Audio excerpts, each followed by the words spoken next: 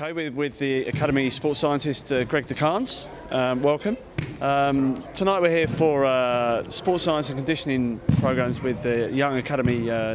children between 8 and 15. If you can just give us the basic background as to why you do these programs with the kids. The main reason for these sessions is to concentrate on developing them as athletes as well as footballers. In these sessions they'll practice some real fundamental basic movements, and as they move through the programme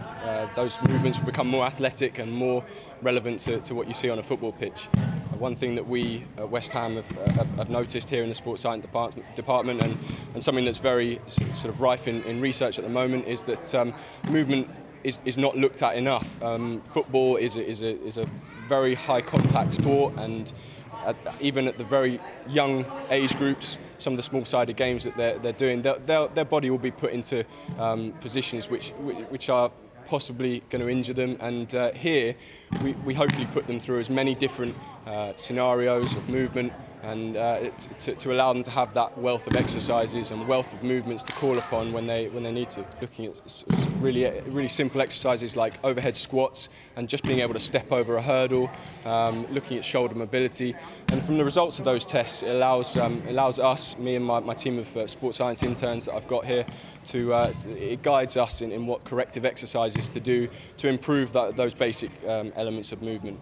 Sometimes it can be hard to spot imbalances and weaknesses in movement on a football pitch, but in these basic exercises where they're more functional and you can see them happening in front of you at a slow pace and more static, it's a lot easier to pick out those imbalances, which are very common in footballers, where it's predominantly a sport where they'll end up kicking with one foot,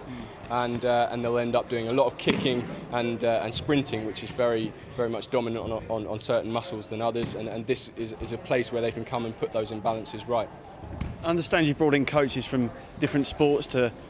keep variety and vary the sessions that they do, and behind us we can hear the noise being made by the Jiu-Jitsu coaches, who are one of those other sports coaches that have come in. Yeah, one thing that I'm very keen to do is as part of this philosophy of bringing in new movements and challenging their bodies in different ways, I'd like to bring in instructors from other sports and other disciplines, and we're very lucky to have the instructors at Eastway Jiu-Jitsu club here to help us at the moment. They're halfway through a six-week program where they're going to come into these athletic development sessions and put the lads through their paces, teaching them elements such as being able to fall without injuring themselves, being comfortable falling, and getting up quickly and having good spatial awareness, all elements that will really help them when they get out on the football pitch, not to mention the confidence, the self-confidence and the confidence they get of close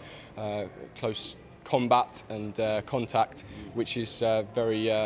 rife in penalty areas in Premiership nowadays, and it will help them develop. It's all part of the development programme, which starts with these functional movements and progresses onto more athletic movements as they progress through, and it's still relatively new, and they're being put through their paces at the moment behind me here, and it's over time they'll develop, they'll be doing more athletic and eventually more sport-specific exercises.